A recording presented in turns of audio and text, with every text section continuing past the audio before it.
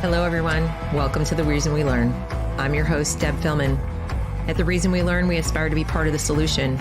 The purpose of this show is to take a good, honest, potentially painful look at the way kids are being educated. We know we can do better, and this is where we'll talk about how. Let's learn something.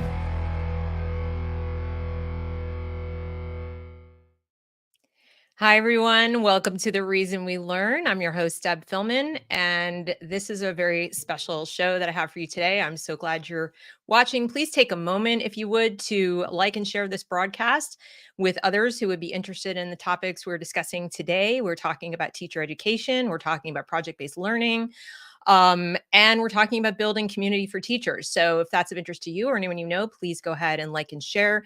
If you're new to the channel and you're interested in being part of the solution to our education woes, some would call it crisis, I hope you will subscribe to be notified when I make new content as well. Please also like and share, just the broadcast so that other people can become aware of what we're doing here. Each of these shows is an opportunity to hear from people who are working to improve education in America. Anyway, there is no exception.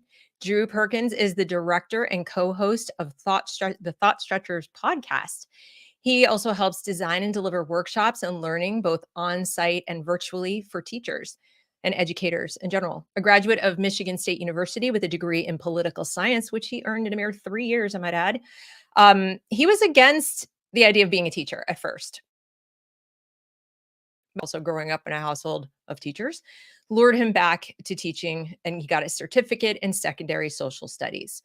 Thus began a journey that includes 15 years in the classroom and leadership in Michigan, California, Texas, and most recently, Kentucky, spanning middle and high school, special ed, and advanced placement, as well as basketball and golf coaching. Formerly with the Buck Institute of Education, which is now PBL Works, PBL standing for Project-Based Learning, and the Collaborative for Teaching and Learning, he has designed and contributed to several, including the ThoughtStretchers PBL model. He continues to deliver professional development and speak internationally, emphasizing leading through inquiry and questioning. I've invited him here today to talk to us about a new endeavor of his, the ThoughtStretchers community, the mission for which is how can we grow a reality-based community to discuss important, sometimes uncomfortable ideas in education productively? Sounds a lot like what I try to do here, right? Except not the organized community necessarily that he's got going on for teachers.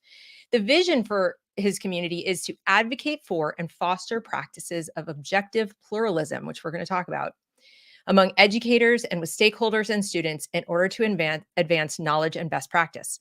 Today, we're going to learn more about objective pluralism, as well as get his thoughts about teacher training in general, especially as it relates to project-based learning. Please join me right now in welcoming Drew Perkins to The Reason We Learn. Hi, Drew. Hello. Thanks for having me. Thank you for coming. So, apologize for this long-winded introduction, but there's a lot to tell. Real quick, I want the audience to understand how I found you because it was sort of weird happenstance. We were in a thread about, I think, dialogue or discourse or something to do with education in general. And you popped up a comment about, this is what I'm trying to do with my new community. And you put a link to the objective pluralism ideas and the new community, the ThoughtStretchers community. And I took a quick look at it. And as soon as I saw, and I'm going to bring it up on the screen, as soon as I saw your objective pluralism guiding principles, I was like, wow, this is relatable. I can get with this. So let me bring this up on the screen, and then I have some questions to ask you about it. Mm-hmm. All right, here we go. This is the workshop page. This is at the ThoughtStretchers educators website, thoughtstretchers.org, for those of you who want to play along at home. And what caught my eye first, I see the practices that people would learn in the workshop, things like resist compelling speech, thought, or belief. I'm like, yes, please. Respects thoughtful opinions and morals, even when disagreeable. I'm like, where have you been all my life, right? But as I kept reading, I thought to myself, what teachers that I've known are going to voluntarily sign up for this? So maybe I'm really cynical. Maybe I'm too cynical. But I'm just talking about the ones that I've either met who in my children's, public school background who treated me like a Salem witch for even asking questions about their ideology and what they were pushing. And also just what we see online in general. I know that's not all teachers, but it's a lot.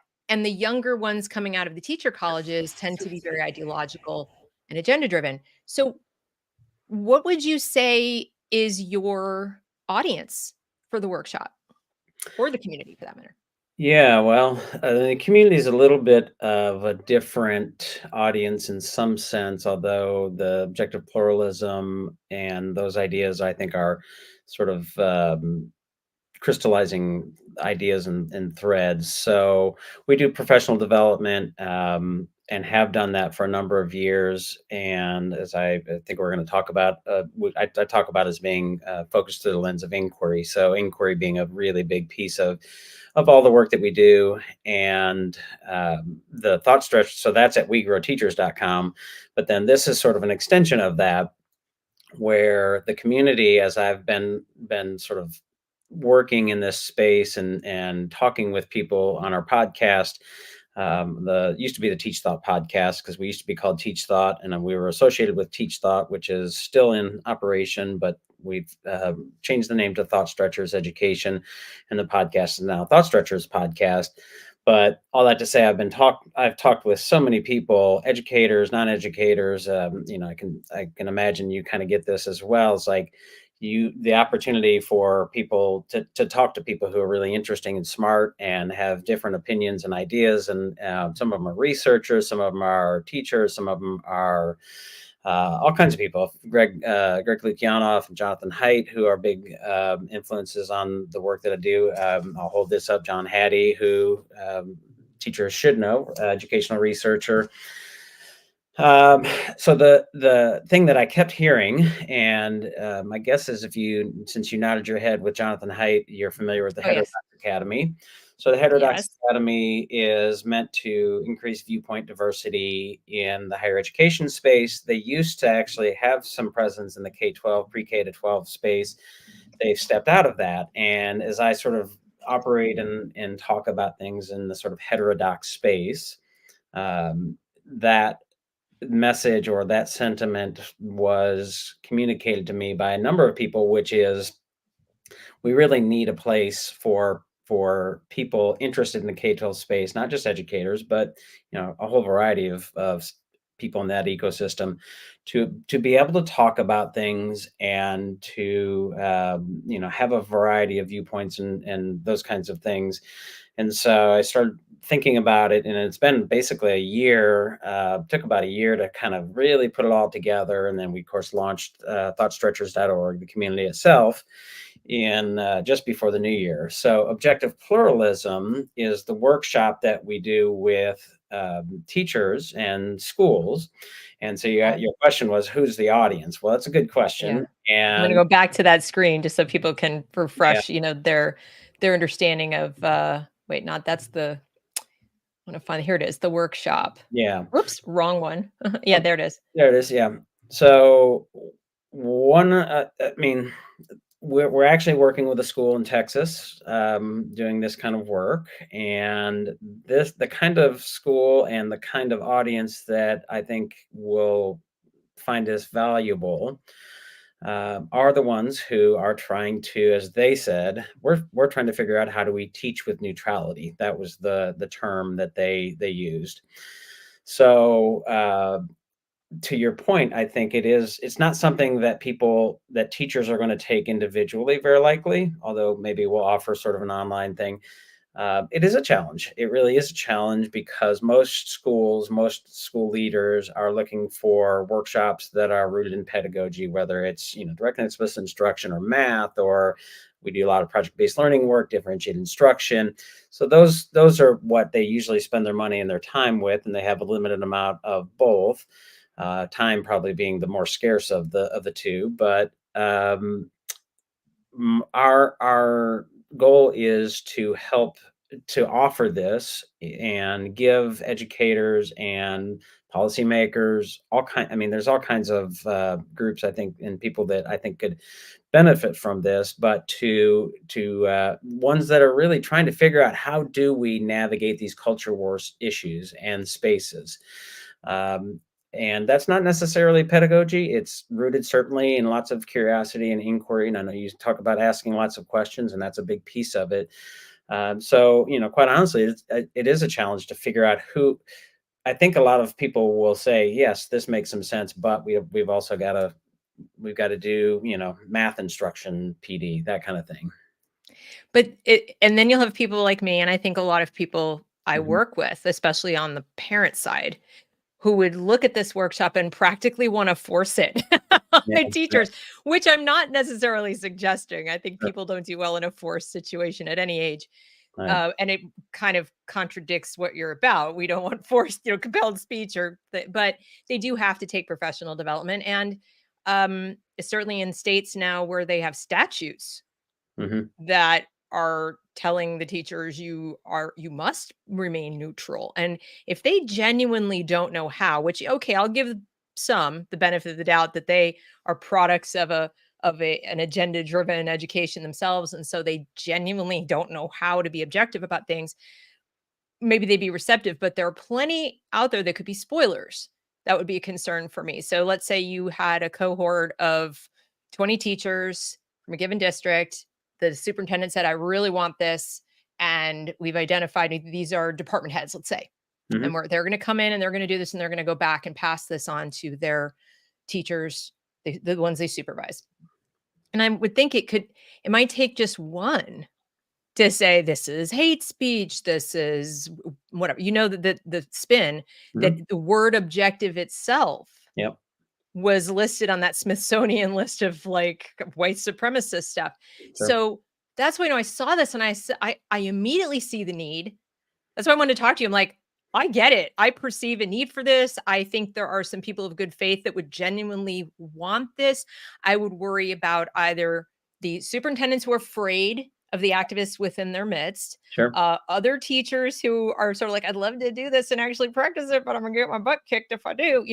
So Right. then I had to wonder, like, what, are we is there hope for this? Or is the market for this alternative schools like charter schools, people who have already declared our mission as a school from our inception or in our model is to be like this, in which case it's a natural fit, right? You're going to have teachers coming in from the outside from education programs in college, and it could be a condition being hired. Hmm. Like, we'd love to have you. You did really well in school, and your student teaching recommendations are amazing. This is a requirement of all of our teachers that work here at Thales Academy, or one of the other charter type of schools, or non-charter sort of small privates. What do you think about that? Or am I crazy? About it being like a fit for the charter schools, or sort of the hesitancy and sort of risks associated. Well, kind of both. Like, that the risks Yeah. might be sufficient to orient you towards people who already want it, kind of thing. Yeah. Well, there's so many threads to pull on there. One of the things that I think is true is that most teachers are trying to teach like this, and it resonates with them. One of the lines of demarcation that I think we have to make and should make, and I'm an advocate, and in at least minor ways, a proponent or activist of, like, how do we depolarize? How do we lower the temperature, have better conversations? Like, Braver Angels is one of my favorite organizations. Um, One of the things that people will say, and lots of organizations try to do, and I think it's important, is to give opportunities for students, maybe even adults, to have better conversations, and they facilitate some of those things using norms of civil discourse and things. All of that very important. What I think is a missing piece there, and that's what this is meant to do, is to help our educators and those in the education ecosystem space, stakeholders, yourself, parents, all the people, board members, those kinds of things, policymakers, really understand where the line, what the ideas of illiberal authoritarianism, and we Right. do that in the workshop. Say, all right, so most of what America is and our founding principles, our ideals of our Constitution, our country rest on the sort of classic liberal, like you have on the screen there. Those are the tenets, the sort of commitments. Jonathan Rauch's work, Constitution of Knowledge. That book is wonderful. I think educators should read it, and certainly very powerful. It's a great sort of follow up to his, I want to say, 1993 Kindly Inquisitors. So both of those books are really great. And so those tenets of what I would call, what Jonathan Rauch calls liberal science, which is problematic in and of itself. You say the word liberal, and some people on the right are like, whoa, whoa, Exactly. whoa, whoa, right? But it's not liberal is in left. There's a whole mistake about that.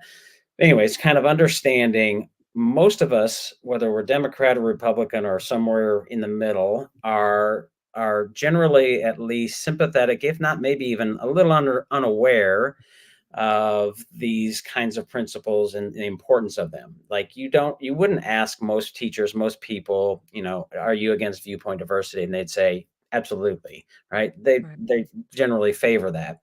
Hmm. What they don't seem to often understand, and I think is a missing piece here, is what illiberal authoritarianism actually is and what it means to be illiberal, and Hmm. where that shows up on the left and where it shows up on the right. And Hmm. we show that, we give examples, we show Right. examples of what the ways that shows up. Educators, activists. I mean, there's a clip that we play of a sort of critical race theory derivative activist, and she's like, "We should burn the Constitution." I'm like, that's a problem, right? You You'd know, like to think so, yeah. but yeah. And so when we do the workshop, when we've done the workshop with teachers, they nod their heads and are like, yes. They kind of have that same reaction that you have when you saw that graphic. You're like, yes, right? One teacher was like, this is propaganda. You're trying to sell books, blah, blah, blah. And obviously that's a line of demarcation. You say, right, where in what way are our educators, Right. and they tend to be more left leaning. It's just, statistically a fact. In what way are they sort of unaware and in sort of pushing and doing things that are sort of aiding and abetting sort of illiberalism and that kind of thing. So Right. um, when they find that, when they see that, they're like, oh, wait, I didn't sign up for that, right? And that I think is a really important piece here. Right. So it's a challenge because what I'm seeing is that there are, first of all, it's very difficult to discipline a teacher, fire a teacher, if they just refuse to go along with the program. I'm hearing from people, let's say in Florida, Mhm, where they've literally banned supposedly CRT. And so teachers are trying to find any workaround they can, including putting it into AP classes and then claiming because it's a college level class, the statute doesn't apply, which I think is a really weird reading of the law. But superintendents either are fine with that. And they're not going to discipline them or even bring it to anyone's attention. So it's on the parents to enforce it. mhm, Or you've got, other teachers will turn a blind eye and parents don't even know mm, unless their savvy kid comes home and says, "Hey, mom, they're still teaching whatever."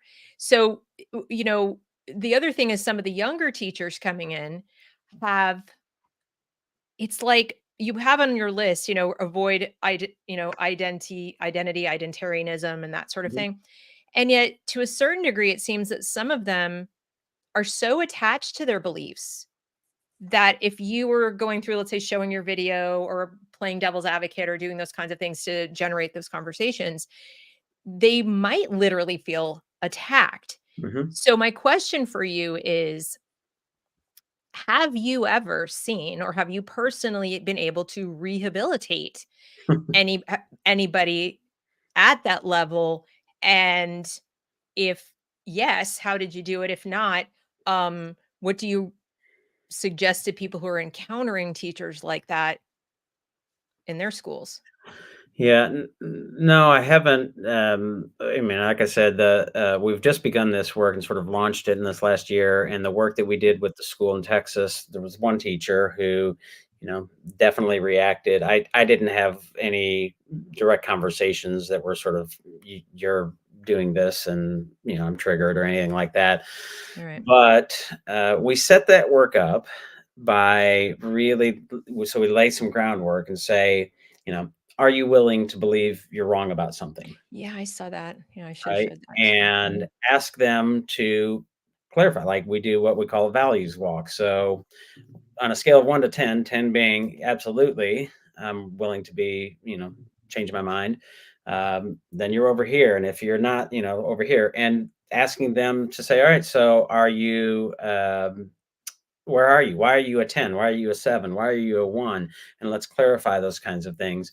And then we use some of the work, Monica Guzman, who has a great book, and she's got a great podcast now, Braver Way, on Braver Angels podcast. Her book, I never thought of it that way, and really helping set the stage and say, all right, I think her really powerful quote, which is something like, I'll probably butcher it, but something like, the things that are, not, you're not familiar with, the people that you don't interact with regularly, can sort of become monstrous in your mind, because you're just using these imaginations. You're pulling from cable news or Fox, like the Fox News or MSNBC kind of versions of it, or social media versions of it, that kind of thing. And so trying to say, like, how do we humanize, and how do we get into that mindset where you are open-minded and looking to change your mind, and shifting out of that us versus them mindset, which I feel like it puts people in a trance. I mean, Yeah. it's wild to me how team sports oriented people get, and how you break them out of that. Well, you've got to lean into the inquiry piece. That's part of the reason why I think inquiry is such a vital piece. I've written about it, how I think inquiry, I think we'll talk about it later, how I think inquiry is a vital piece of getting us past this. We've got to be able to talk about these things and be curious about these things, and come at it with a mindset of, I want to understand and be understood, as opposed to, I want to tell you what I think and maybe even try to change your mind. There's a time and place for that.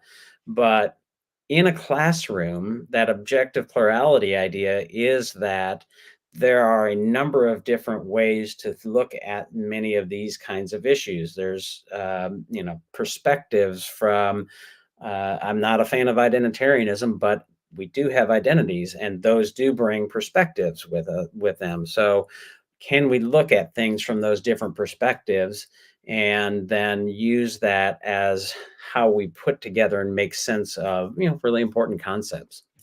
Right. Now, what would you say to somebody who might say, well, this sounds good, but isn't it still making room for some views or opinions in the classroom that will effectively intimidate or overshadow other views? So, even if I created as a teacher, for an example, a classroom based on this objective pluralism, Hmm. if other teachers aren't doing it or don't go along with it, if I don't have the support of my principal or the superintendent, if it's just something I decided to do, Hmm. and or the kids are getting messages that what I'm presenting is, it needs to be shouted down. In other words, that the thing they need to do is dominate the conversation and basically break the rules, break Hmm. the guiding principles, or just hold a view that is so opposed to one of the views put forth by, let's say, one student Hmm. who has a different point of view, that it effectively just kind of like, it still puts all the views on an equal footing, when some would argue not all views are equally valid, because some are based in belief and some are based in science. Hmm. One that comes to mind, of course, is gender theory, right? So you might say, well, everybody can have a different opinion about what sex is, but aren't Hmm. we then just still enabling something that's fundamentally not scientific or accurate, just to make ourselves feel better? Like, okay, well, you get to talk to person who doesn't agree with that. Like, I know I've asked you a lot of things, but my point is, when you're open-minded, when you're talking about being sort of open-minded, open to different views, is Mhm. there a cutoff? Is there a limiting principle anywhere in there where a teacher, a school, somebody in charge of young minds, um, either can or should say, except this, like this isn't related to what we're going to do in this classroom, or Yeah. no? Yes. And what you're sharing on the screen, the slide to the left kind of gets at that, right? So we ask, what do you value more, truth or your beliefs? And people can have their beliefs. People will have their beliefs, whether they're religious or pseudo-religious or, social justice or gender theory or whatever. Uh, One of the things about the wonderful things about the idea of the process of liberal science is how basically it's reality based, coming to what we believe is true. Of course, all of those things, all of the things we believe are true, are always open to sort of revision, right? Some are Sure. more open than others, though, right? It's not widely held that people believe the Earth is flat. There are still people that think that, right? Um, and so if you share evidence that actually proves that, fine. But are we actually going to have a discussion about the world being flat, or is it well not, generally accepted enough that that's really not something that we're going to entertain in a general sense, because it's really just kind of a waste of time. Something like gender theory, or somebody who says their belief about that, which may not be rooted in what we would call truth. So the way that I would think about that as a teacher, and I would say, because what we do with knowledge, and this is what we should be doing with knowledge and creation of knowledge and what we believe is true, is we do that collectively. That's the process of liberal science. No one person can say this is what's true. It's a collective effort, right? It's sort of a social network, and Jonathan Rush talks about it that way. It's like we figure out what we believe is generally true collectively, and we continue to test it. But almost everybody, I think, believes the world is not flat. Um, and so if somebody makes a claim about gender or sex, that kind of thing, that I say, well, here's what the prevailing science and the general consensus is. Now, you can believe that to be true, but here's what the general consensus is until proven otherwise, right? Uh, Right. so it's not a matter of saying, well, everybody gets to say and everything is equal. Hmm. That's expressly not the case, and the principles sort of make that point. Hmm. Uh, but it is important, I think, to say, well, people think about this differently, right? I Some see. people come at this from a different perspective, and it's religion is a great example, right? There are many Right. people who believe that believe in God and all those kinds of things, and many who don't, or believe in different gods, right? So you say, well, there are people who believe this to be true. Here's Hmm. what the evidence shows, and here's what we generally believe. I see. I mean, and like I said, all of this makes such perfect sense to me. And I personally wouldn't have a problem standing in front of a classroom of students, and I've done it. Mhm, Um, I was teaching debate to sixth and seventh graders, and this subject came up, not gender, but the subject of truth versus belief. mhm, And it went 9 rounds about who got to define what a belief was. right. And so, I never thought my whole adult life, I never thought I would get to that point with children that young, or with anyone for that matter, where the debate would be about what qualifies as a belief. And I would hear students telling me that my view, like, let's say that the earth is round, is a belief because of something called my truth and Right, their right. truth. So Standpoint in of other words, view. this idea of, point, not just viewpoint diversity, but like, I'm entitled to my own reality kind Right, of thing. And that if you tell me I'm not, it doesn't matter what your evidence is. If I don't like the people who produce the evidence, right, if they are in a certain identity group or something, then I can wholesale discount the evidence as it doesn't count, and right, I right. can stay in this space. So this is the big challenge I see right now with education and teaching is that we're running into more and more people at all ages, the teachers especially, who have bought into the idea that truth itself may not exist. Right. And so when I see something like yours, of course it resonates with me. Of course it makes perfect sense to me. And Yeah. if you were to say to me, "Hey, Dad, but isn't that a belief?" Or I'd stop and think about it and say, yeah, maybe you're right. I have to question that. But when anything can be a fact and anything can be turned into a belief because someone just said so, all bets are off. Right.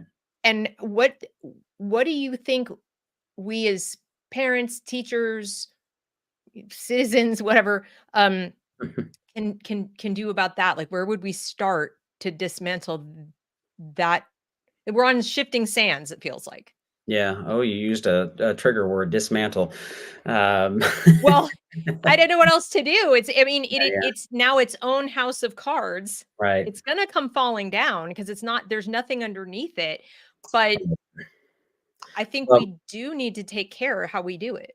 yeah, so there's that standpoint epistemology idea, right? That everybody has their own truth, everybody has their own perspective, and the way that one interprets and perceives things certainly is true. That part is true, but what we generally accept as knowledge, and what is a truth is something that we come to collectively. So there is no doubt, and this is a real concern, and I think on both left and right, of the sort of epistemological crisis, the sort of shifting sands, right? People have their own truth, they make their own truth, and we need to disabuse students of that. And that can be hard for them to hear. That can be difficult, and that therein lies the rub, right? You're like, okay, when I say no, that's not the generally accepted truth, and how we have come to all, for the most part, generally agree what is true, that doesn't fit the bill. That doesn't mean that your opinion or what you believe, that you can't believe it. You can think what you want, Sure. but those are the things that, when I talk about, and I'm very much against not, getting away from this us versus them mentality. With one caveat, we do need to disabuse and draw a line of demarcation between what is illiberal, and that means I have the truth. I am the one that we are the ones, and sometimes it's groups. We are the only ones that should be sitting at the table, and everybody else's opinion should be boom out there. You can't talk about that because you're a racist, transphobe, or on the right, it's a rhino or a Right. squish or something like that.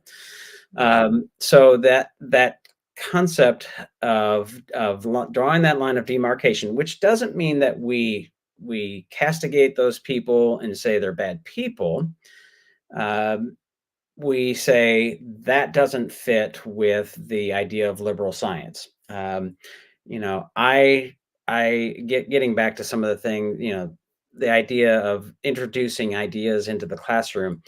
I want to make sure that we are talking about and able to talk about lots of different things. I had on my podcast a couple of years ago the folks from the 1619 Project Education Network. Um, Wow. I have also talked with the my state legislator who introduced an anti-CRT bill. Happens to be the parent of one of my former students. We had a wonderful conversation by email. I mean, lengthy, lengthy. We got on the phone. Um, I said to her, number one, I don't think the problem, at least here in Kentucky, like CRT, and we can talk about what that means, the derivatives of it. When people say we're not teaching CRT in school, that's generally true, or they're not teaching the legal theory, but there are derivatives. There are people talking and using some of that language, whether they know it or not. And that's, I think, an important thing is, Critical pedagogy, I think, yeah, it would be fair to say they're teaching through the lens of power and privilege and the world yeah. divided into groups and so on, yeah. And they may, and my contention is that one of my contentions, I have many, that they don't largely have an understanding of the difference between liberal science and illiberalism. And Yeah, they don't. when they figure that out, when I point that out to them, they're like, "Oh, wait a minute, I'm not actually for gassing Jews." Okay, that kind of thing. Right. So I One would say, hope. They might have changed their mind in the last couple of there months, may, I don't and know. there are some, right? There are Yeah. some that Yeah. So getting back in, so having this conversation with this legislator, saying, one, I don't think the problem is as widespread as many people say, right? Is critical social justice taken over our schools and infected all of it? I'd say no. I'd say there are hot spots on East Coast, West Coast, big cities. Here, you go to Western Kentucky, you're not likely to see much critical social justice activity, right? You'll see some teachers that are using some of that language, but there's probably not. You're not going to see that. Number two, banning things is not going to solve that problem. Correct. Yeah, Um, I've said the same. It's, you can't ban ideas, first of all. right. And uh it's not teaching the students what they fundamentally need to learn, which is what you're doing here, is how to dismantle, take something apart that is wrong or toxic, and give a reason why it's toxic. So you have to look at it. You can't ban it from view or discussion. That said, there are age ranges, right? Where children are capable of that.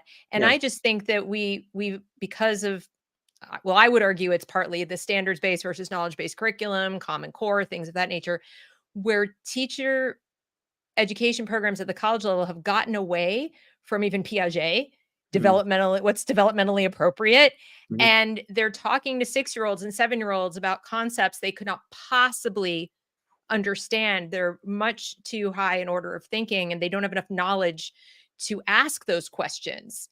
Mhm. But once you get to high school and you get to these, older kids, I actually would go the other way and say, I think because it's out there in the wild, Mhm. you almost have to talk about it, but in the way that you're presenting here, with this Right. pluralistic approach where we set certain standards of discourse, we talk about it. There's not one no one person sort of owns the answer, but we're going to wrestle with it. We're going to talk about it, and one thing we're going to commit ourselves to is not presenting belief as fact.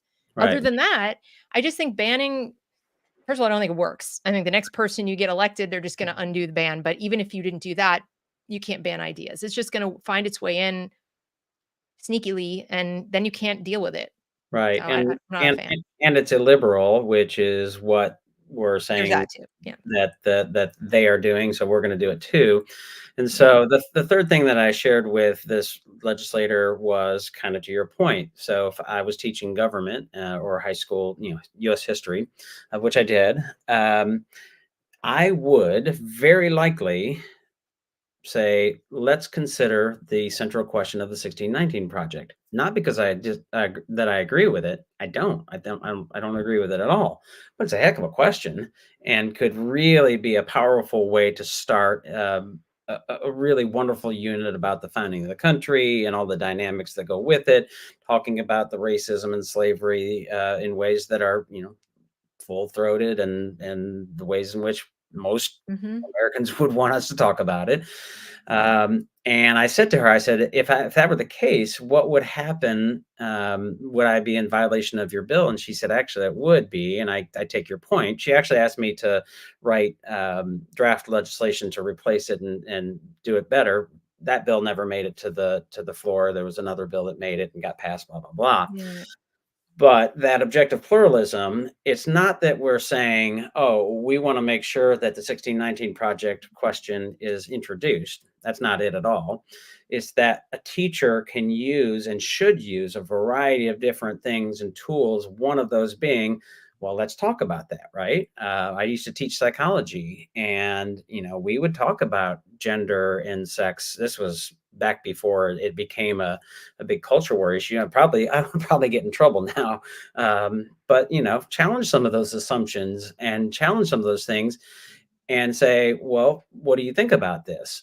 But then Right. also coming back and saying, but here's the accepted body of knowledge, right? Biological men and biological women are different.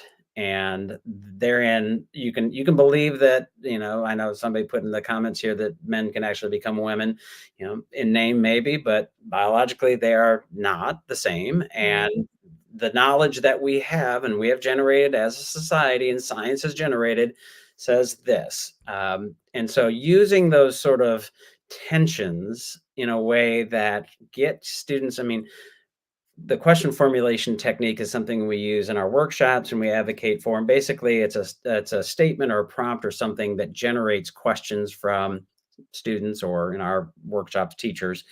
And often we want something that really sort of takes a stand, right? It's like Miranda rights protect the rights of all citizens. And people might, like, not all, like, what about these? What about these? What about these? And so it starts to raise those questions and those tensions that are really wonderful teaching opportunities for a teacher who knows how to do that. And objective pluralism is kind of that. Right. Well, it's sort of an interesting segue into talking about like project-based learning in a way, or inquiry, but it's sort of both, Mhm. in that you mentioned asking questions, and I'm picturing myself in front of a classroom of, let's say, 11th or 12th graders, and we're talking about the 1619 part. Let's say I wanted to do that and bring that up and say, do you think the US, the War of Independence was fought to preserve slavery? Do you Mm, think that was the point? Now, the first concern I would have is that my students wouldn't know enough mhm, to, first of all, know where to go to get the answer in a way that would be remotely reliable, or not the answer, but to start to dig into how they might find out. In other words, I think I could stand there and say, how might you find the answer to that question? I'd get blank stares. The other thing is, so my question for you is, and this goes to project-based learning too, is, do you have to know things to learn more things? yes. Okay. Because what I'm seeing in education right now is, as they, keep passing from one grade to the next grade to the next grade, Mhm, they not only don't know enough to do the kind of substantive question asking and answering, digging for answers that you're mhm, talking about, they don't even know where to start. right. So part of what they're doing is box checking, Googling, chat GPTing, and things like that. And so when it comes to PBL, project-based learning, one of the biggest complaints I've heard from students and teachers alike is that it's really impossible to assess where, at scale, Mm, where the kids are in terms of coming into the project.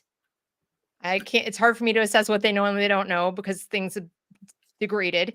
And then once, so I don't even know what kind of a project to give them. I don't know what they're capable of doing. I wouldn't know how to pair them up with other people. Like, the whole thing just starts to feel like time spent. yeah. We're going to do a project. It's going to take a week. People are going to produce a lot of PowerPoint presentations. I should say one person in each group is probably going to produce. I'm being cynical again, but Mm, I've seen sure. it and tutored kids and stuff, and this is their complaint. So when it comes to the objective pluralism, I feel like teachers might be hindered by students who just are coming in without the requisite knowledge to even handle it. Yeah. So, several things here. So there's, if you look at the graphic there, so there's the intentional and then the intuitive. So the intentional piece is planning, right? So it really is important for teachers to be, I guess, in some ways called the science of teaching, which is like, how do we plan? How do we architect this? How do we make sure that before we're starting this in sense of project-based learning or a unit or whatever, we know the cognitive landscape and the path we want them to travel. We know what we want them to think about and learn about, and that's that lesson design, right? And the in the terms of objective pluralism, talking about, if you're dealing with difficult and controversial, sometimes uncomfortable things, it's like, how do we make sure we're thinking about the complexity and nuance, not putting it down, flattening it to binaries and things like that. And then you've got those sort of practices that are out there on the right. The intuitive is sort of the art of teaching, right? How does a teacher sort of in the moment know and perceive and accurately perceive how to sort of push and pull and come back and, like, okay, I need to give them a little bit more information. I need to give, let them, wrestle with this a little bit. Um, on top of all of that is sort of like, what is it that we want them as intended outcomes? And there's surface deep and transfer as a way to think about it. And then thinking about what's the cognitive complexity of the work that we're doing, we ask the students to do, what's their prior academic achievement, which you do formative assessments, you do all kinds of assessments to figure that out. And then how do you design the lessons and the work that you're doing to that are aligned with the surface and the deep and the transfer. We're going to be working with a school in Denver here in February who actually teaching with intent is what we're going to work on. Like, what is it you want them to learn? Let's make sure that we're aligning our scaffolding and our teaching to surface, deep, and transfer, if that's the framework you want to use. The same with assessments. And in that, and this is true, and people will, it frustrates me that people talk about and actually do project-based learning, that I think this is a valid criticism of it, is that they don't think they're supposed to do any instruction, that they're supposed to have Yes. to figure it all out on their own. Mm-hmm. That's a train wreck. That's not good project-based learning. I am highly critical of that and think that if you are quote unquote progressive educator or an inquiry educator or constructivist educator, however you want to frame that and talk about that, code that, discovery learning is not the same as inquiry learning. Project-based learning should not be the same as discovery learning. There should be, and in our project-based learning model, we talk about direct and explicit instruction. We talk about inquiry exercises and activities, or collaborative activities. And how do you use those things to match up to the surface, deep, and transfer? Again, if that's the framework you want to use, Sure. you can use depths of knowledge, you can use other things, right? Now, how do we get the students to understand and know what they need to know? Well, one of the things that I think is really important and why I think project-based learning is really powerful is that when done well, again, you've done that intentional by plan piece, you've got all these pieces, and you know the sort of landscape and path you want them to travel, right? The content, the knowledge, the understandings, the skills, and there are skills. You've thought about how you're managing groups and holding kids accountable so there's not one kid doing the PowerPoint presentation or whatever they're doing. But you're also saying, all right, I know these are the things I want them to think about and learn about. How do I use a driving question, then pull out with facilitating as a teacher with your help, like, what do we need to know in order to do this? And why I think that's important is because as they matriculate to other classes, other academic settings, other activities as adults, I want to buy a house. I want to get married. I want to pick a college. I want to do whatever that is, a sort of project, if you will. Are they able to say, what questions should I be asking in order to learn how to figure out how to do this and do it well? Not just do it. And the example I've written about and sometimes I use is like 2008 housing crisis. How many people did not know what questions they should ask when they went to buy a house?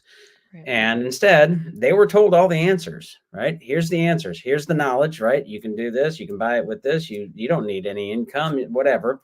And they got themselves in a tragic position. So what I want for my daughters and I want for kids and growing up as adults is the ability to identify what are the important questions we should be asking and answering. In a project-based learning setting, those should be tightly aligned with the knowledge that you need to know and you plan for as a teacher. So project-based learning can be done really poorly, and it is often done really poorly. That's a real problem. It's hard to do. And there's valid questions about whether we should be doing, should teachers be doing it if they don't really have a great handle on it? I think those are all valid questions. Direct instruction should be a big piece of that. And if it's not, then you're not doing project-based learning well. So I don't know. I'll step off my soapbox and give you. No, I mean, there's nothing you've said that I've disagreed with. And thinking back on my own high school experience as an example, I went to my freshman year of high school in public school in New Jersey. It was just, your typical suburban public school. And then I spent my other 3 years in high school at what you call a prep school in New England. And yet I will give the teachers credit in both cases for doing what I would call project-based learning well. It wasn't group project, it was individual project, but nonetheless, we were required to do research papers. Yep. which I would call a project. I mean, it has multiple parts, and it takes place across time, and you have to complete a part before you move on to the next thing. And then the end product Hmm. is your paper. So that I would call that project-based learning.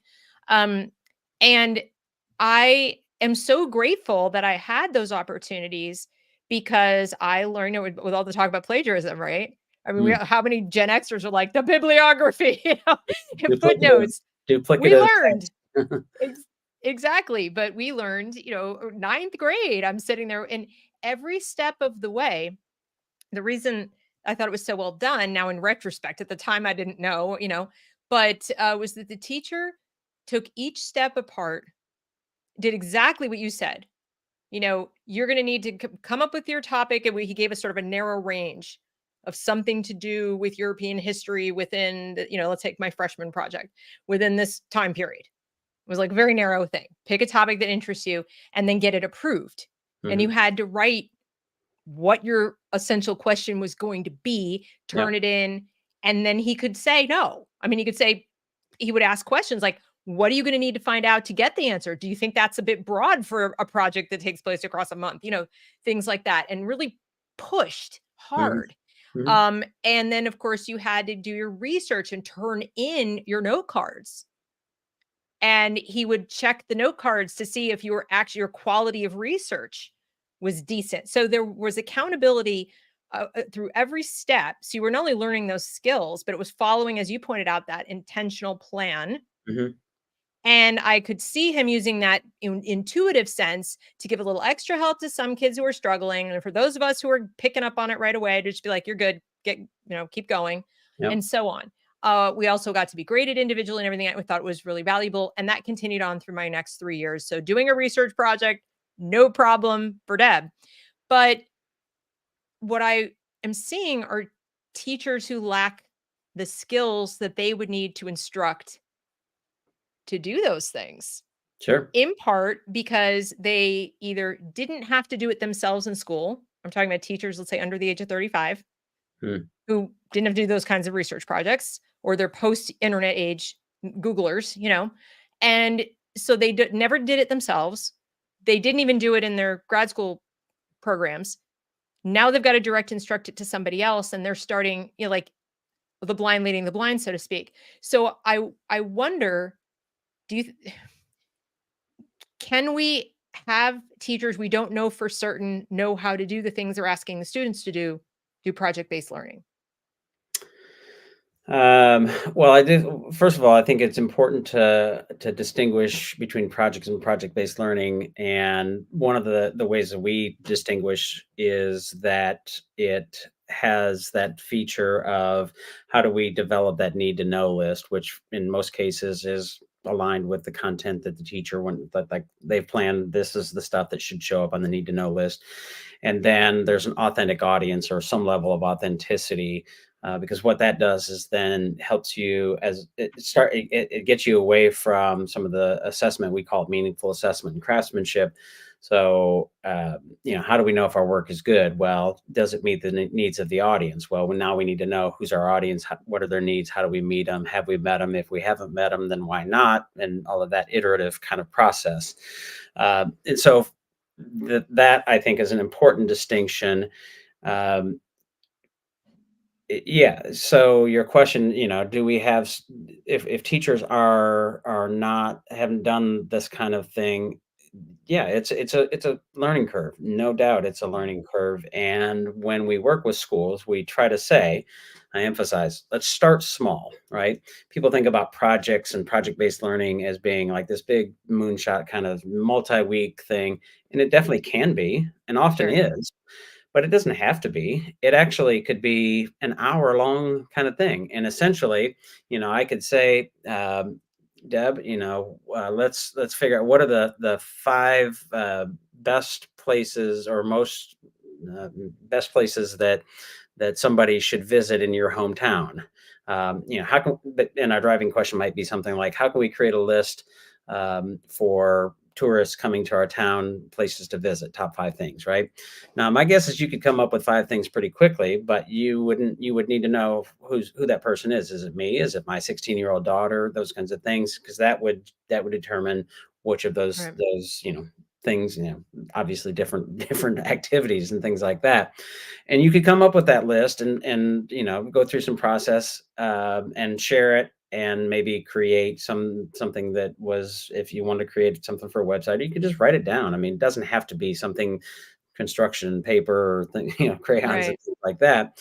That's the process that we want them to get good at. And when they get good at that, you say, all right, now we're starting to, and to be clear, in that example, there's no academic content, right? They're probably not. I'm just using Right. that as sort of generic example.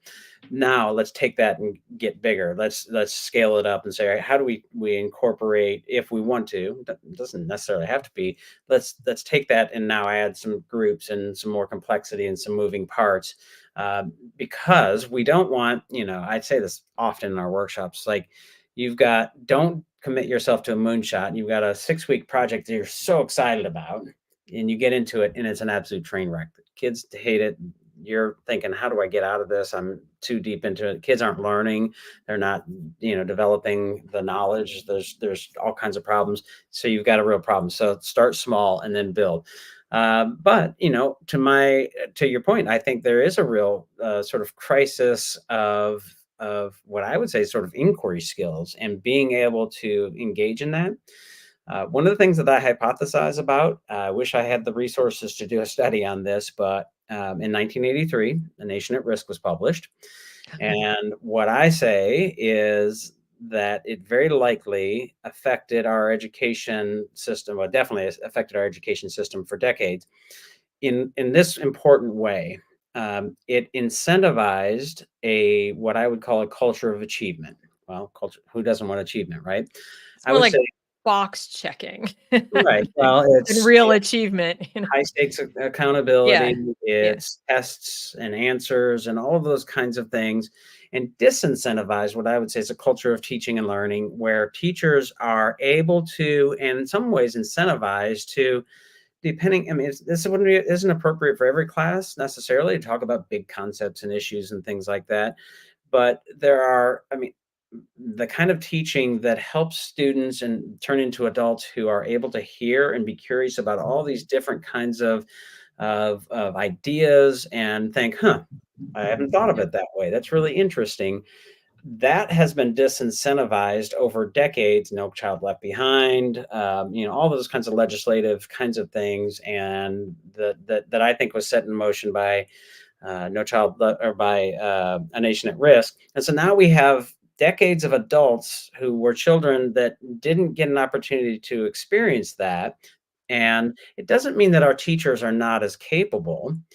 It means that they are incentivized to do something different Right. than what I think we need. And when people really push back on my ideas of inquiry, it really strikes me as so many of them are, sort of, I guess, right leaning, and they also they say our kids can't think. Well, of course they can't think, right? They've had no opportunity or few opportunities to be able to do that, and so we've got to get them to do that. Knowledge is important. It really is important. I think Edie Hirsch is right. Having a shared knowledge is important culturally. It makes a lot of sense. But knowledge is not the only thing that's important. We've got to have people who can think and ask questions and do things with that knowledge. And while, yes, it's a teacher's job to provide and give knowledge in a number of different ways, when you're an adult, very few times will you be given knowledge. You have to figure out, what knowledge do I need and how do I Right. find it? And then how do I understand it? Because knowledge is one piece, but understanding it is a whole different ballgame. Sure. The thing though is that I'm also noticing that teachers by and large are not educated in the hierarchy of knowledge, in the sense that like how humans period integrate knowledge and conceptualize and then have that ability to analyze and create that comes from that, but also at what ages they're even capable. And that's not to say, I'm not talking about kids are not capable of anything. That's not what I'm saying. I'm just saying that we have to be very mindful of developmental stages and the fact that developmental stages are arrived at differently for each individual. So there's, Mhm. you have to be, that's where that intuitive piece comes in, or you have to know like what range is my Mhm. student in over here, and how much can a knowledgeable other, Vygotsky, like how much can a knowledgeable other help them Yep. scaffold up to, and Yep. how much can I not push them? Like, do I have to stay here because with them, or they're going to be frustrated, bored, or Right. worse, they're just going to cheat, because they feel so uncomfortable. So what I'm seeing is a lot of teachers that I've encountered when my kids were in school, when I would bring up these concepts and I would ask them questions about how they were structuring their lessons, how they were planning for certain things, I would literally get blank stares. Like they would sort of quizzically look at me like, what are you talking about? And act like they could take something from their own perspective, almost adult level concepts, and go give it to a third grader. Right. And they would frame questions like, where do you see the racism in this story? As an example, that's not, is there Right. racism? And let's define what racism means, but like, where is it? So the student who can't think yet, is it, isn't it? How do I know why that they're just going, teacher says it's okay. So what I'm seeing is more of a that's why people call it indoctrination rather than education, Mhm. because rather than encouraging the curiosity and allowing the students to be like, I don't know, and that's okay, Mhm. or I don't expect you to know more than X amount because it's never been taught to you, right? They're just coming right on into kindergarten. What are your pronouns? Like they don't know what a noun is, so that I struggle because everything you're saying makes so much sense to me, but in a world that I don't see existing. Like the educational landscape from 1983 forward, because I graduated in 83 from high school. It's just changed so rapidly, right down to like who the teachers are, how kids get promoted from grade to grade, that I struggle with that. Like maybe part of what you're hearing when people say inquiry based, is that reaction to, if we can't do the cool stuff well, that would work great if we had knowledgeable students who'd gradually been brought along, with subject matter experts and so on. Let's just go back to brass tacks and, memorize the multiplication tables. Let's just do, let's do the traditional teacher led class and be done with it. At least they'll know how to read. Like, I think that's where they're coming from. Yeah, well, I think that's part of it. I think there's also sort of a tribalism that people fall into. It's like my tribe says, science of learning principles are the best, so everything else must be bad. The enemy of my anything my enemy says has to be bad. That kind of thing. Mhm. Um, No, you'll be pleased to know my daughter, who is 16 and she's taking some college classes. She has psychology and child development. She wants to be a teacher. I'm not sure if that's the greatest idea, but we'll see how that goes. She brought home, I taught psychology, and of course I was a teacher, and I said, I'd like to see your psychology book. And I was looking through it and it had Piaget in there. And I said, you're going to be learning a lot about this one. So it's there. She's not in her pre-service program quite yet, but no, I get and I've pondered the same question on my podcast and talked with people. So do we have, I mean, there's always a sort of stratification of skill levels in teachers, right? Right. um, are all teachers able to do project-based learning with enough efficacy to make it valuable and worthwhile? It's a good question. I don't know the answer to it. I think if you simplify, not doing giant projects, if kids don't have much knowledge, you can build knowledge through the project-based learning process. It's just a matter of where you're starting, right? It's if you're asking them to do this and they don't have the knowledge to do this, they're back here, then you shift and you need to design your project in a way that incorporates that knowledge, right? I taught, or I coached basketball for years. I coach soccer now. I would often generally say to my kids at the beginning of the season and sort of refer back to this sort of mindset. It's like, all right, so what's our goal here? What are we trying to do? Well, we're trying to win, Mhm. we're trying to have fun, build skills. What do we need to know? Well, we need to know how to kick Right. the ball, the rules, all those things. They didn't have any of that knowledge, right? Little ones, right? So, okay, so we need to know that. Hey, I'm going to teach that because we're going to work on this because, we're doing those things. So the idea that kids don't have, if they don't have knowledge, that they can't do project-based learning is not true in my estimation. It's just a matter of the sophistication and where you're starting that project process at. But again, to your point, like, it is, I think, a valid question. Like, do, are there some teachers, and should we just opt towards the bare bones and sort of direct and explicit instruction in because doing project-based learning with some teachers is going to be a nightmare and not deliver what we need it to for kids? I think that's a valid question to be asking. And just like Yeah. we would with students, we want to assess where they are. Educational leaders and teachers themselves should be, assessing that and making some of those decisions as well. Now, the questions of, like, where's the racism? That's a question that is informed by sort of critical social justice kinds of things, right?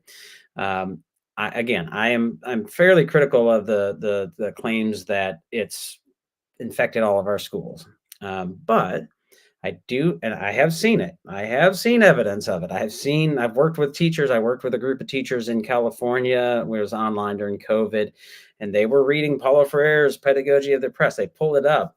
And what was really interesting was the tension, because I was working with them on inquiry. And one of the things that, of course, is a sort of tenet of that sort of critical pedagogy is that we don't want to, that the classroom should be flat, right? That there's no Yeah, power dynamics, right? And they also said, we want these kids to learn these things. And I said, these two things are in tension, right? that's right. How are you going to lead these kids learning without sort of being in charge, right? That's right. That's And so it right. was an interesting conversation. So I have seen it, and we'll see it. You'll see it in certain places, in certain hotspots. We show some of it in our objective pluralism workshop. But those are the kinds of questions that are not consistent with liberal science. Why we're not doing that leading. Those are kinds Mhm. of questions that are consistent with critical social justice, saying, well, I know the truth, and the truth is that there is racism in here. And Right. that's a problem. Right. I think too, you know, we have to think about any of these methods in terms of what is it I'm trying to accomplish for these students, right? Mhm, What am I trying to teach them? You're a teacher after all. And is this the appropriate method for that? So, as I talked to you about before the show with my own homeschooling, I used a wide variety of methods mhm, with my kids based on the fact that they're different humans. They're siblings, they're not identical twins and right, with the same thoughts and everything. And for certain types of information and skill sets, I felt like one method was best, and for others, I felt like another method was best. But it took a lot of, let's say, trial and error, but also discernment and planning. Like you said, thinking through it and saying, if I compare different ways of doing this, here's what I get out of this, here's what I get out of that. I'm going to go with option A versus option B. mhm, Teachers today are asked, leaving aside who they are as individuals and what kind of education they have, just bodies in a room. They're being asked to do so many more things than, let's say, when I got out of grad school. All kinds of record keeping, all kinds of social and emotional stuff. And we're going to do our meditation now and our behavior this and the counselors coming in and there's people coming in and going out. And so some methods to do well just take time. And then mhm, they take an amount of time, prep time, time in class, time across the week, and so forth. And so what I've seen as a trend, and I'm curious if you've seen it as well in your work with teachers, is that the pressure is on to have engaged students. And by engaged, I mean they're like listening to you and they're excited and the principal walks past the room and goes, "Look at that engaged class," right? right. Um, and engaged can really translate to they're having fun and they're not acting out. And so that teachers are sort of pressured or incentivized to choose a method that they think will reduce the amount of time that they have to stand up there and talk or plan, that they can send the kids to do something and they can go back and do some record keeping, or and then have the kids look like they're all engaged and busy, Mhm, right? And then nothing really happens. It's just a lot of people are busy at the same time and in this kind of controlled chaos. And I think that too is fueling this sort of partisan, the teachers should be in front of the room and da, da, da, da. Meanwhile, I'll hear from teachers saying, I just don't want to have to do all this record keeping. I could pay more attention to the project. So what would, if you were the king of education and you could come in, no, for real, like you could come in and they would pay you to come into a district and they would say, all right, what is the one thing you want to see in this? Let's take elementary school. I'm just going to take elementary school. One thing you want to see happening as a bare minimum in this elementary school in every classroom, first and foremost, like what's your highest priority thing that needs to be done by the teachers that the teachers should be engaged in? And then we'll talk about other stuff. Like, is this happening? Check the box. Okay, you can move on. Oh boy, that's a really big question. I would probably say cognitive engagement. And you talked about engagement, and we like to distinguish between behavioral engagement and cognitive engagement. I think that's a really, really important distinction because, to your point, it can look like they are having fun and engaged, and like that's a problem that I see with project-based learning is like, oh, the kids are having a great time, or they're working out in the community or doing something, and sometimes those things are great. And I think we want our kids to enjoy their educational experience, right? It's not like we want them to not enjoy it, Exactly. but we don't want to have that at the expense of cognitive engagement, actually having them thinking and learning, right? So to whatever level that is, right? At the very least, they should be getting that quote unquote surface knowledge, right? Learning how to read, doing how to do math, science, all of those basic kinds of things. If they leave K-12 experience without that, they're doomed. I would argue that they need more than that to be successful in life, but you can't have the surface knowledge without, or you can't have the deep and transfer without the surface. So, if you're gonna have to choose one, then I'd say, surface knowledge, because being able to ask good questions but not knowing anything is probably not going to be a recipe for success. So, I guess that cognitive engagement and being intentional about it in the planning process. I see. Okay. Because like I said, I mean, that's something that I thought would be the baseline. And in particular, the more, I hate to use this term, but here it is, at risk. Hmm. Okay. The population might be, in other words, they're going home to homes that aren't cognitively stimulating. They may not be rich in learning opportunities, not books on the shelves, parents with high degrees of education, or maybe parents don't speak English, or a lot of potential, ways they can sort of fall out of cognitive engagement the second they leave the building. And so, having worked in a kindergarten like that in my graduate program, that's the conclusion I came to, is if we can just really get these kids reading, get them to where their curiosity is piqued about what's in the books. And Hmm. when I come to school, I'm gonna gobble them up, and I want to read well. I want to do math. I want to do it well, right? Because the second they leave the building, there's probably not going to be an opportunity for them to continue. So we kind of kept that. That was my mindset.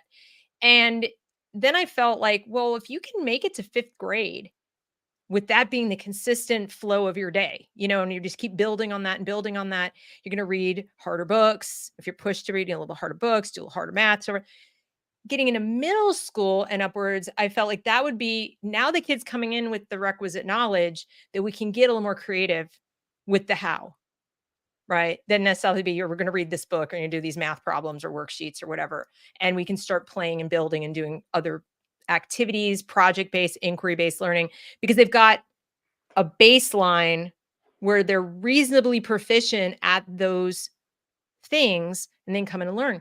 But these days, if I say that to people, if I say, I think that's really, really important, um, it's, I'm called all kinds of names. And what I hear instead is, no, you're missing the point. When we do the project-based learning, inquiry-based learning at the young grades, they learn better. Like, I'm actually hearing people tell me that doing PBL and IBL in second grade, third grade, with kids who don't even read, they'll read better because of it. They'll learn, they'll be more interested. The argument is it's more fun for them. it's more relatable, it's more interesting, and they're in charge of it, therefore they'll learn more. And either I missed a class somewhere along the way, or I'm baffled because I can't find the research that supports that. Have you seen anything that supports that? Am I missing it? Or are they overstating something that works that actually doesn't really work? Research that shows that kids learn to read, and no, not that I'm aware of exactly that. And I think that I'm actually reading a book right now about neuroscience and reading instruction for an upcoming podcast. And, as I'm reading it and looking at the explicit pieces and instruction, like, I actually thought about this last night. I thought, so this is something that you would definitely not put inside of a project-based learning experience, right? Um, the learning how to decode and do phonemes and all of that kind of thing, that is something that is definitely explicit instruction. You should be doing that. And I actually just did a podcast last night with a Democratic state representative who's also a teacher, and she teaches special ed and reading. And she's like, we pass these kids and they get to middle school and they can't read because we're supposed to be, keeping them on grade level and blah, blah, blah. And they've got to read. Like, if they can't read, they can't do anything. That's maybe a bit of a hyperbole, but you get the idea, Sure, right? sure. Mhm. Now, what I will say is, and there's probably research that probably supports some of this. I don't know off the top of my head. Um, when you contextualize things, it does, I think, sometimes help make connections. And I'm not talking about phonemes and stuff like that, but reading comprehension and the ways in which you're extending your knowledge or connecting. I mean, neurologically, the more connections, the way you make connections with content and knowledge, the better it sort of sticks, because you have more avenues to get to it and ways to remember it and connections. Um, so, if you're reading something, and I think Natalie Wexler's work, The Knowledge Gap, really supports this, is like, knowledge is important, but getting it in context is really, really important, right? If you're reading something that you don't know anything about, it's really hard to comprehend it because you don't know anything about it. And I think similarly, it's true. Like, if you're reading and doing something either that you're really interested in, Mhm. or that is in service of something you're really interested in, that can help. And I there's a video that I saw years ago, and I wish I could find it, and I've tried so hard to find it. You think that you could find anything on the internet, but it was somebody talking about research that sort of supported the idea that when you're reading something that you're really interested and engaged in, um, your ability to decode it, and not decode the phonemes and stuff like that, but Sure, to make sense of it, is much greater if it's something that you're interested in or sure. excited about, versus, this is the problem with reading Shakespeare. You're like, like, how to, unless somebody's really interested in Shakespeare, then it's like, right.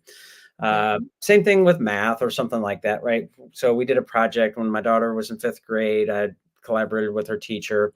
Multiplying decimals was one of the things that they were going to learn. And so they created a tipping guide for the local pizza joint, so that it would help the folks to do that. Yeah, they had to learn how to do multiplication of decimals. We did direct instruction, we did practice, we did worksheets, did those kinds of things that would support that learning.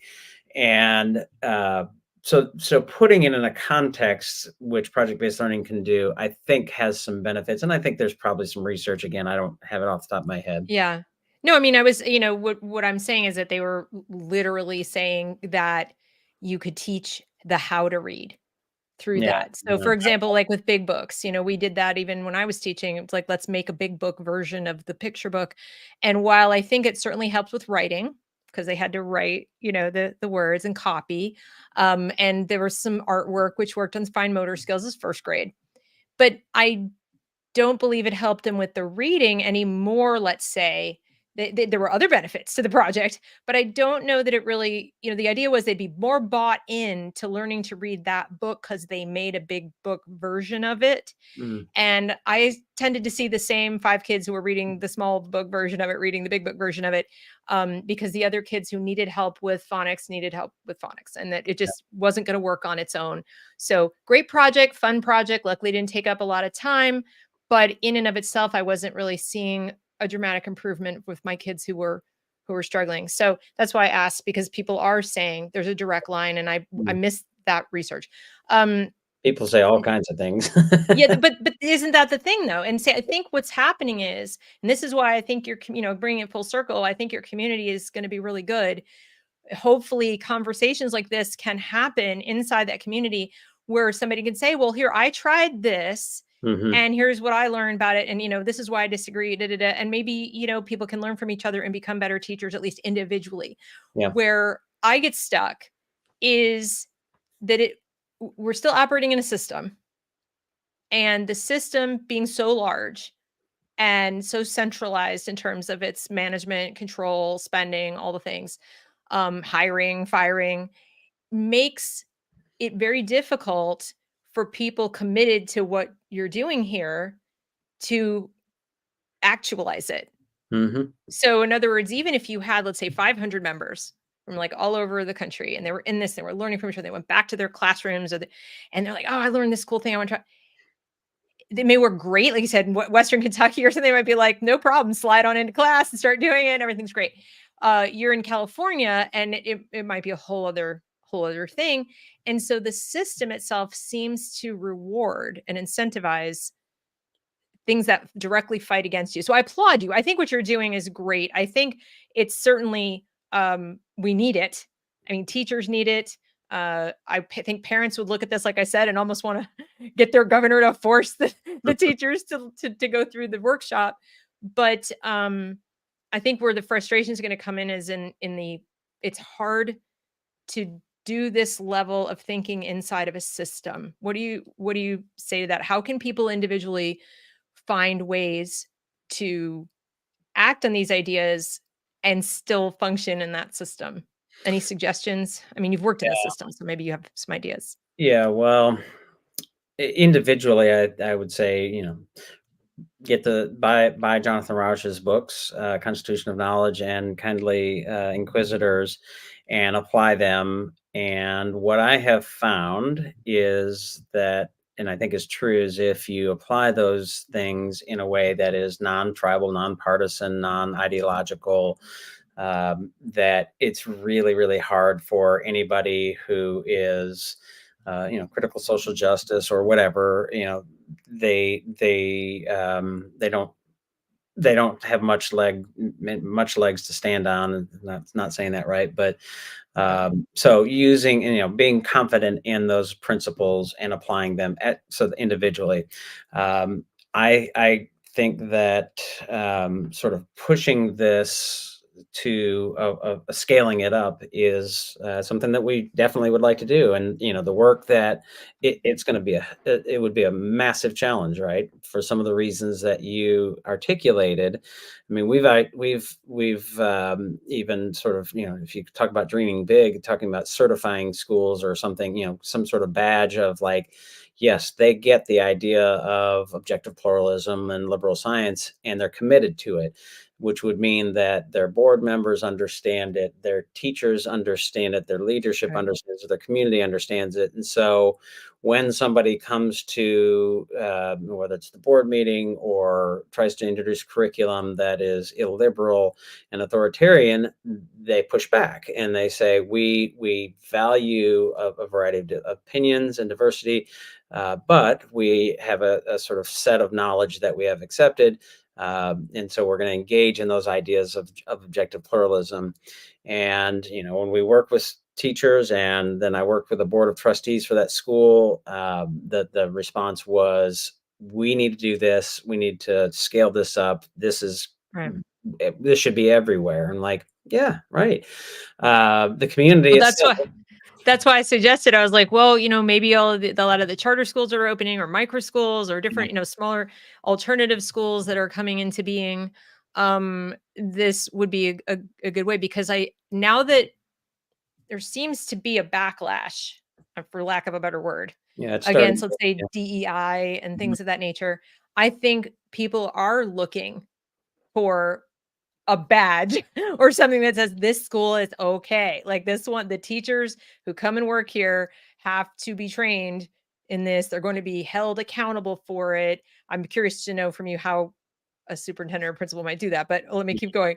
And then, the parents have a sense of, okay, I can exhale that at a minimum, my child is not going to be forced to say things, agree Mhm. with things they don't agree with. They'll be allowed. You and I both know they have the freedom of speech to challenge it now, but they don't have the social and cultural standing in the classroom Mhm. to go against. They don't have the authority to stand up against the teacher. They're being graded, they're being evaluated, they're being punished, judged, etc. It's a rare kid that has the temerity to say, "Yeah, I disagree with that." Yeah, So this has to be a cultivated, where the teacher says, "No, it's really okay. I want you to right. voice your opinion." So, you know, I think that there is a potential for that. It's just hard in the existing system where there's so many forces uh, explicitly against this, I guess I would say. Yeah, well, I don't disagree. I'm keenly aware of those unfortunate circumstances. The idea that teachers are welcoming and soliciting those differing opinions and questions, and again, that's developmentally different Yeah, from grade to grade and sure. content and subject, those kinds of things. But we I think one of the challenges is that, again, there are so many things that schools are asked to do, so many things school leaders are asked to do, test scores, academic achievement, well-being of kids, belonging, all of those kinds of things. And you can argue about how which are important, more important, all those kinds of things. But they often, I think it's easy to sort of push this kind of thing to the back burner because, well, it's uncomfortable or it's not going to deliver test scores or whatever that might be. But I do think it's specifically related to the ideals of our country and democracy. We don't want, I mean, we've got such pressure coming from both sides, right? You've got the pressures of parent groups from the right. I just did a podcast. I'll hold it up here. School moms, with this book, talking about the sort of real pressures from quote unquote the right, Moms for Liberty, and all kinds of things. To which I said, I think they have some valid concerns, but we also don't want that extremism and this nastiness and some of those things that push in on those ways. And we don't want it from the left, and we don't want a liberal authoritarianism from either side. We have to make that clear. Like, what are the founding ideals of our country?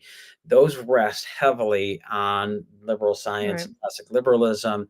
We should insist on those things happening, right? That was my advocacy to the state representative I mentioned earlier, is like, we should insist that this is what's happening in our classrooms. Not that you can't talk about that and you can't talk about that and you can't use these words and you can't It's use more that you can't terms. talk about it this way. Right. So, it's more Can't a say code of where's the conduct. right. I feel like when I came out of school and got my first teaching job, I had to sign that I understood the code of conduct. We had Mm, one. mm, And it included things like neutrality. It included things about how personal I could be with my students, mm. what I could talk about my personal life with them. And my students didn't know I didn't live in the closet. I saw them a couple times at the grocery store. They're like, Yeah, they're shocked. "What are you doing here?" Like, "No, I don't live at the school." So, but today the boundaries don't seem to exist. So I feel like a lot of these things could be ameliorated if we went back to some clear codes of professional conduct in terms of what it is to be a person supervising and in charge of the minds of other people's children. Mm, That's where I do tend to align or agree with Moms for Liberty in the sense that mhm. we do need to get back to recognizing whose children they are. Sure. Right. They don't actually belong to the government. Even though we are, for better or worse, co-parenting with them, because if your kids are somewhere 8 hours a day, let's face it, Sure. they're being co-parented. But we still need to have that understanding of the legalities of who's truly responsible. And I think if we could even just get back to that, we would make giant headway in terms of making the case for what you're doing. Hmm. Because there's a mindset, it feels like to me, that if the teacher's mindset is blurred and thinks that these are her children, Hmm. or that it's somehow her highest purpose in life to get these kids to believe or feel or certain thoughts or certain attitudes and not others. Yeah. And that could go either right or left. Mhm. That's why I said it doesn't matter which. It's just if you think your purpose is to mold the brain of this child into a certain kind of person, Right. then you're already missing the point. So Yeah. that code of conduct kind of draws that line, I think. Yeah, it's teaching kids how to think, not what to think, Yeah. and I the idea of a code of conduct, I think, resonates with me. I think it's probably something that and should be a local decision and what that looks like because, Sure. it's a little bit different. I live in a small town, and so I would see my students pretty regularly. If you live in New York City, you may not see them. So the sort of boundaries might be a little different here, there, whatever. Sure. Um, but one distinction that I think has been really helpful, and we talk about this in our objective pluralism workshop, because I think it's helpful, is you haven't said it, but a lot of people will use this the idea of woke, right? What's the what is woke, wokeism, all this kind of stuff, and a distinction. I'm still puzzled. I think it would be smart if people who are sort of sensible on the right would make this distinction publicly. I didn't come up with this idea. I borrowed it from somebody on Twitter or X that used it. Is the idea of classic woke versus new woke, and so that's a distinction that I think almost perfectly encapsulates this sort of problem that we're talking about in the education space from the left. So a classic woke would be something that is sympathetic with Martin Luther King Jr.'s kind of civil rights era, right? Certainly advocating for racial justice and all those kinds of things that you might associate with Martin Luther King Jr., but still consistent with liberal science and sort of objective pluralism. Like, we're not shutting down conversation, we're not saying you can't say this, those kinds of things. New woke is critical social justice sort of aligned, right? It's this is the truth, we have the truth, and nobody else, you can't say anything contrary, right? The new Mhm. woke are would be the kind of efforts that happens with the ethnic studies in California, right? So Right. at one point, they tried to basically minimize Martin Luther King Jr., saying it was not Right. not effective, not whatever. So much so that Clarence Jones, who was one of his in a sort of inner circle, wrote a letter. You can find it if you search for it. Clarence B. Jones letter, ethnic studies. You'll find it. I mean, it's clear. He's like, this is crazy. You're Right. Right. basically minimizing and saying that the efforts of the actual, 60s civil rights era Mhm. are not consistent with our beliefs and what we should be Right. teaching kids. That's new woke, right? That's the stuff that we Yeah. need to be aware of. I talk about woke a lot on this channel. The way I've differentiated it though is that because I don't have like an old or new, but I do try to bring up the, classical liberalism or, Hmm. more just justice without qualifiers. So for example, I never looked at the United States as a done deal as a child, as a young adult or anything. In other words, I felt like we were on a trajectory of just improvement and that our, you know, um, pursuit of justice, period, life, liberty, and the pursuit of happiness, so to speak, was an aspirational thing that we were working towards. Frederick Douglass talked about it's not fully realized yet. Martin Luther King, I have a dream. So I Sure. just kept thinking like we're on that trajectory. We keep getting better. We keep trying to improve. And that this was something we would have to do both in our individual existences locally because every region was a little different with its levels of discrimination, but also as a nation, like what do we need to look at, but we would be doing it in a not the critical way of the postmodernists where we take the old and we take it apart, Yeah. but we would look at what we were doing and say, is it working? Is it working for everyone? Are people truly having equal access or not? Are they really being treated equally under the law or maybe not? But you'd still have to look at that locally because, for example, let's say a minimum sentence in Georgia, and then another one in another state are so radically different that one makes it look like people are being racially discriminated against another, but you can't say like the whole nation. So I looked at these things based on my education as we're not perfect, but we're a work in progress. So I look Mhm. at that as sort of what you talk about, liberal science, the classical Mhm. liberalism, et cetera. Woke, I think is a catch-all term, but these days I just call it neo-Marxism, or neo-Maoism is more accurate in this sense, and it's different at different institutions. So when I talk about on my channel with relation to education, I see it as kind of a communo-fascism at the system level, where we have this public-private partnership thing going on where, some very powerful private enterprises get with the politicians, they spend a lot of money, and then this top-down control goes, you're going to do this because reasons, stakeholder capitalism, stakeholder this, stakeholder that. And from the bottom up, more of a Maoist deep colonization, deconstruction. We have the answers. All the olds are bad. Our new is better. New think is better than old think. And that's more aligned with kind of Mao style Mhm. cultural revolution stuff, which is getting into the minds of our kids. So when I talk about woke, I have to be careful. Like, I'm talking about it in relation to this, or I'm talking about it in relation to that. But I look at it as in total, a kind of postmodern neo-Marxist, communo-fascist kind of amalgam of collectivist ideas that qualify justice. In other words, you got a word in front of it: racial justice, environmental justice, gender justice, whatever. Mhm. And they don't see justice as its own end. They don't see truth as its own end. Truth is malleable. It's subjective, and you just end up, Dewey versus Socrates, the behaviorist versus somebody else. And I actually go back to Dewey on that. So woke to me, it could be anything from Dewey forward. It's just that it didn't take on that cultural component until the 60s.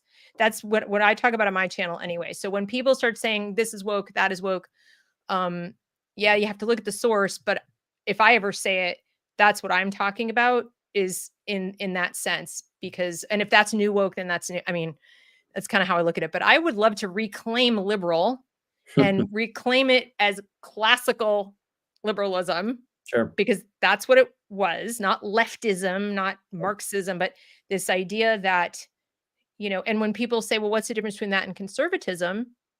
Well, the only thing I say is, if to be conservative, you need to be conserving something. What are you conserving and why? Right. Right? There's a difference between traditionalism and conservatism. Sure. Yeah. So, Yeah. Well, I think that distinction is a really important one we make in our workshop, and when teachers see it, in my experience, they're like, "Oh, wait a minute, I hadn't thought of it that way." yeah. We talk about, the conflict between truth and social justice, and the new woke social justice kind of versions basically make it impossible in many cases to talk about things. So you can't come to that truth, right? And so really clarifying some of those things so that teachers, because honestly, I think that teachers generally, the evidence is clear that they tend to be more left leaning. There's no doubt about that. There's a Heritage Foundation report that shows that, but also comes to the conclusion, and Heritage is certainly no left leaning organization, that they don't tend to be particularly ideological or trying to sort of indoctrinate kids in on whole. So I think that's generally true. Most of the people in the teaching profession are, they're trying to teach kids, and they want to teach kids. Whether they're good at it or not is another question. Whether they've been trained well or not is another question. But have they been sort of swimming in a water that has been flavored by things that would give them sort of the question of, where's the racism in this, as opposed to, is there racism here? I think that's a real valid concern, and so we've got to help them understand that. and not come at it as saying, what they want to do is they want to indoctrinate our kids.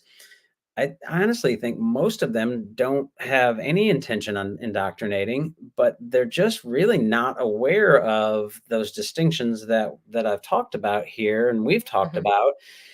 And so, it's They're like, sheltered. They're a special kind of sheltered, I think, in the sense that for all the discussion about cultural awareness and cultural sensitivity and relevance, they, in academia in particular, because it's, all the way up the food chain, mm, um, they've, as you said, been sort of swimming around in a pool of a particular mindset. I think Jonathan Haidt talked about it, and Greg talked about it in Coddling of the American Mind, mhm, and in subsequent articles about the ratio between what you would call left-leaning and right-leaning professors, let's say, in mhm, the average college campus, we're now at like 7-1, or that it was 7-1 back when they wrote the book. I think it's way bigger now.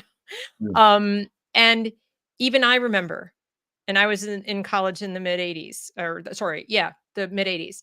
Um, I can't think of a single one. I cannot think of a single professor I had that I would say was not left leaning. Now, thankfully, it was still a time period where you knew it, but you didn't know it. It's like you knew about them personally, but they didn't necessarily bring it into the classroom. And the only reason you knew about it personally is you saw what sort of rallies they went to and what things they sponsored, sure, outside of class.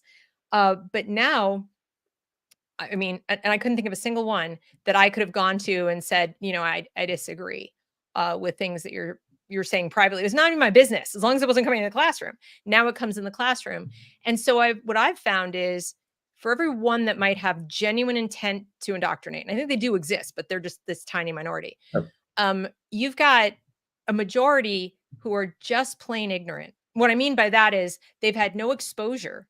right. They've just had no exposure, and They're so just that us unaware. they're totally unaware, and so what they think people think who don't think like them Mhm, is whatever they've been told those people think. So, right, case in point would be like the Moms for Liberty situation, where you would go up to 10 random people on the street who are in a very liberal enclave, let's say left leaning enclave, and they genuinely believe, not that they've ever checked it out, that they want to ban books, like literally ban them. You can't buy them, you can't get them, you can't, da, da, as opposed to we right, don't want these books in elementary, or we don't want these books in the school library, or we don't want these books in the classroom, or any number of other statements that have been made. right, And again, even that is different by chapter, state, etc. And people genuinely believe they're Nazis, they want to put them in a pile, burn them, etc. And when you say like, well, why do you think that? Well, that's what I read in the paper, or that's what I saw in social media.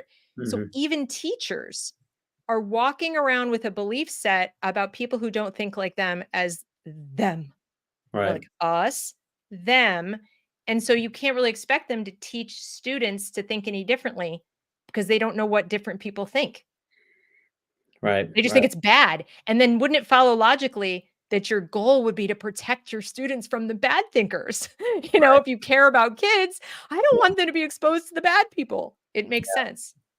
No, I think that, being unaware is a fundamental issue here. Being unaware of really, I think the October 7th stuff, Israel and Gaza really brought Yeah, this out a little bit. It's like people who are sort of moderate left and sympathetic with sort of social justice are like, wait a minute, I didn't sign up for gas and juice. yeah, And part of the work that we want to do is to help them be more aware. And for those who are like, hey, I believe in, those illiberal principles, then school leaders will need to make a decision, and they'll have to make a decision of where they want to be, sure. right? Yeah, But exactly.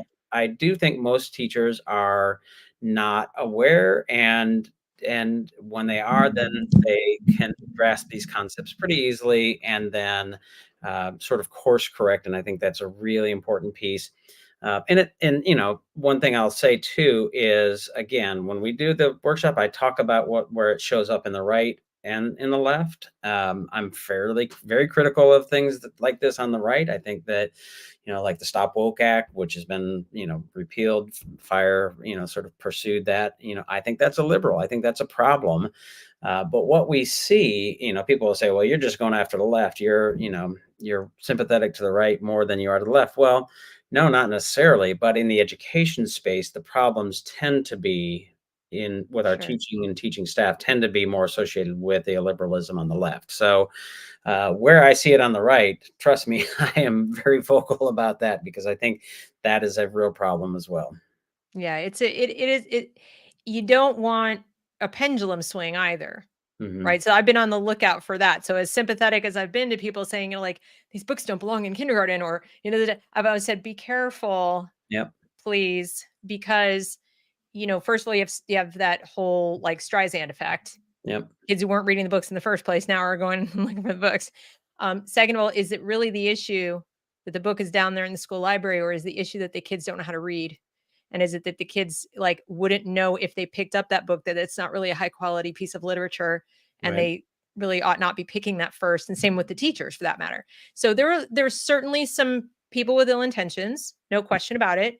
Hmm. There are, I would say, the vast majority who are just going with the zeitgeist, Yep. and then you've got the pendulum swingers who want to ban all the things. And then that'll go back the other way, right? And it's just, well, it actually kind of goes more like this.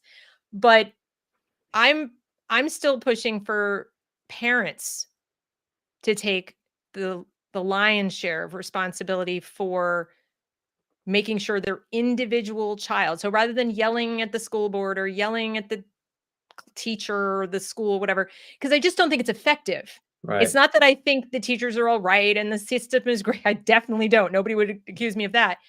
But I think ultimately we have to look at what is, realize it's not going to change in the time frame that my kid right now needs it, and what are you going to do about it? It's like there's a limited amount you can scream into the hurricane, right? And Mm. just complain. After Yeah. a point, you have to decide. So what I like about what you've got here, and this is my 2 cents suggestion, take it or leave Hmm. it, is I would offer it to, if you can tailor it or somehow, like, maybe to parent groups for the purpose of teaching them how to teach their kids Hmm. this. And I say that because the person in the building with the most rights is the kid. If it's a public school, not a Hmm. private school. Hmm. But in a public school, you have freedom of speech, and compelled speech is illegal. Right. And so at a minimum, if you get a critical mass of, let's say, high school students who know how to do this, who can really understand these concepts and hold fast to them, you I really think a lot of things would be better.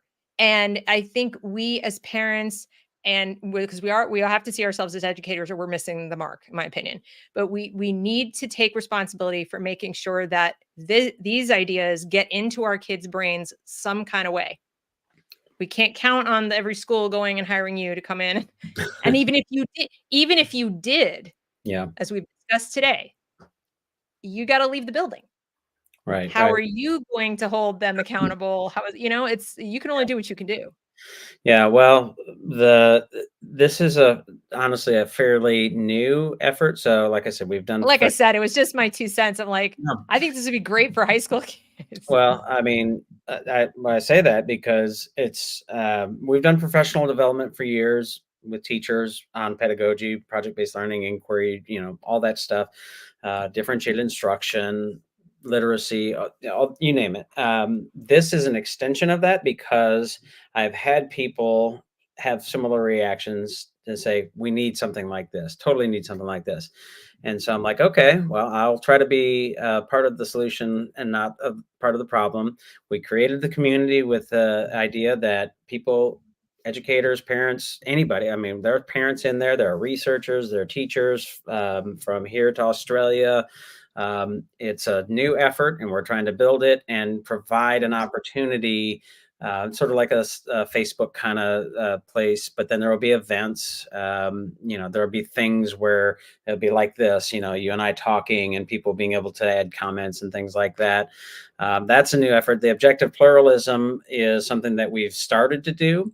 and are hoping to scale it up. We've done it with, I did it with a group of teachers and then the board of trustees. I'm more than happy to do it with parents. I'm more than happy to do it with policymakers, leaders. I mean, I would I'd do it with a set of dogs if I thought it made sense, right? The problem, of course, is getting people to know about it, one, engage in it, Yeah, and say, "Hey, I want to do this." And of course, it's not free, right? We're not of terribly course. expensive, but I don't work for free, so you know those are some of No. the challenges. So yeah, if there's a group of parents, if there's a group of folks, just know that if you engage with me, I might say some things that make you feel uncomfortable, and that's part of how this works, right? I might Right. challenge some of your assumptions. I might say some things about people that you're like, "Oh, wait, that's the person on my side," you know. So Well, and I you're here on my channel, and I've made no secret to my audience of that I'm an abolitionist. I want to mm, abolish the government system completely. And people are like, "Are you insane? What are we going to do?" And I'm like, I have a lot more faith in the free market than that. I don't. I genuinely believe we would be just fine. Otherwise, I wouldn't suggest it. Obviously, I don't want chaos, and I mm, don't think people don't need an education. I just think that the system has gotten out of hand, and it doesn't. It the system is getting in the way of people like you, and the system is getting in the way of the really good teachers. And I know plenty of them who are committed their lives to doing this, and they are in many ways, I think, heroic in terms of the work they do on a daily basis, even now. But it is soul sucking. I mean, it's really it's taking so much out of these people, and I think it's why we see attrition. It's why we see a teacher shortage, mm, and I am deeply concerned about some of the people coming in to take advantage of that pain mm, on everybody's, like the pain of parents, the pain of the teachers, and those kinds of things create incentives for not so well intentioned entities. And so I think when you decentralize, there's less of that. So that's, everybody knows that. But yet I still want to talk to people like you because the system does exist. Teachers are out there. They need to get professional development hours. Better they be getting them in something truly useful like this. yeah. We So may and offer, not, I'm sorry to interrupt you, but we no, may that's okay. offer it as a sort of online course for individuals, and we want to make sure if we're going to do that, it'd be quality. But I mean, that's a problem. That is a fundamental problem with individuals who want help on whatever it is, whether it's project based learning or whatever. Usually, it's groups, and their school brings us for a group of like 35 Right, or right, 40, and it's hard to scale that down for one person. But we may offer some online sort of right. courses and that. So Or sorry. like webinars people can join in on, where it's like Right, pay for a ticket or whatever. right. Yeah, I mean, it is a challenge that people at every level need education and, Mhm, about education and then how to help their own kids. But like you said, delivering it at scale, it's mhm, expensive, it's challenging. And like I said, I'm not doing what you're doing. So I just wanted to see what your thoughts yep, were. And I do appreciate not only you're taking the time to explain what it is, why it is, and your position, but also to answer the questions about project-based learning, because I have been very critical of it on this channel. I'm still mostly critical, and I want to make sure my audience understands that that has everything to do with implementation. mhm, I don't think anything, well, with the possible exception of whole word, unless you're dealing with deaf children, um, is all bad. It's just so much depends upon the quality of the teaching and the implementation that I get nervous when I see districts and entire mhm. states, in fact, just go, "We're doing this now." And I It's share those concerns. I share those as yeah, well, and I try to articulate them as much as possible because, yeah. if we're gonna do it, it needs to be done well, whether that's direct and explicit instruction or project-based learning and that's a false Well, and dichotomy. as of course, you've probably seen the California math framework, Yeah, which leans heavily on inquiry-based yep, math instruction, yep, even, with things that don't even lend themselves well to inquiry. It's like, what are we talking about? And when you read between the lines, you see all the social justice in there. So I mhm, also am concerned that some legitimate uh, methodologies are being corrupted or used to hire to hide pedagogy, like a specific kind of pedagogy, rather than use the method. Like, we're going to use this method to teach material that, the kids need to know, as opposed to, we're going to use this cool, trendy method, and underneath it, it's really just a reason to push this content. Yeah. And that's Well, what concerns me. yeah. I'm always happy to work with anyone, and actually doing the sort of webinar kind of ideas is actually a great one. I hadn't really thought and got to that point yet. So Yeah. maybe that's something that we'll do. It's always hard to try to find a time that works for enough people to make it viable and Yeah. those kinds of things. But, Yeah. Anybody who's watching or listening, be more than happy to, if they want to reach out, they can do that. And You they're can maybe look into some delivery setups where you can do, where it's hidden behind a wall, and it's on demand. Yeah, yeah. So it's like people come in. I mean, it's a little involved to set it up, but it might be worthwhile. I'm just saying, like, when you approached me, when you posted this on X, Mm, and I went and looked at it, my first response was like, yeah. yes, And please.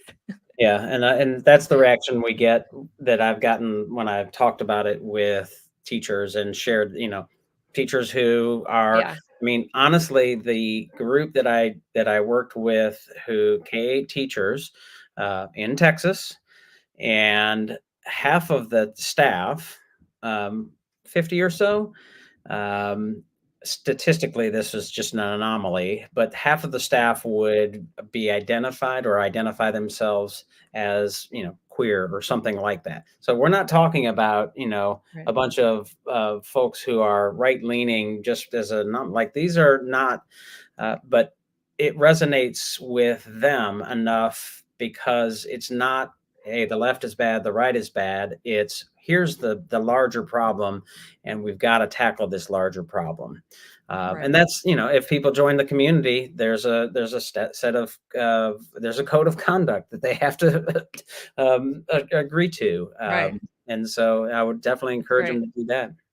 Okay, great. Well, the link is in the description, as far as getting to thoughtstretchers.org, and you can check it out there. I would definitely encourage people in the audience, if regardless of your role, if you're interested in learning more about this workshop or any other professional development workshop with Drew's group, please get in touch. Like I said, the system is what it is, and I want to see the best training get out there, so that teachers can do their jobs well, because this is going to keep happening throughout my lifetime. We might as well do a good job for our kids.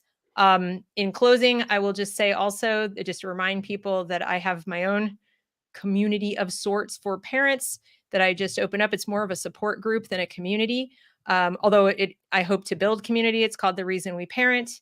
And what it is essentially is, it's a twice a week call for support for parents who are trying to navigate all of this. So everything we've just been discussing today, it's not hard. It's not easy, right? Regardless of where, even if you're in Western Kentucky, there are things you're dealing with on a daily basis that feel pretty daunting. And sometimes you want a place to go and talk to other parents that's non-judgmental, that's not political, where you can just get strategies to do something, for solutions. So it's not just venting. It's like, what do you suggest? What could I do? And get ideas from other people. So for parents who are looking for help, that exists as well. Drew, thank you so much for your time. I really appreciate it. I hope, you'll keep in touch and let us know how things are going. And in the meantime, everybody, I hope you have a great rest of your week, and we will see you again next time. Thank you so much. All right. Thank you.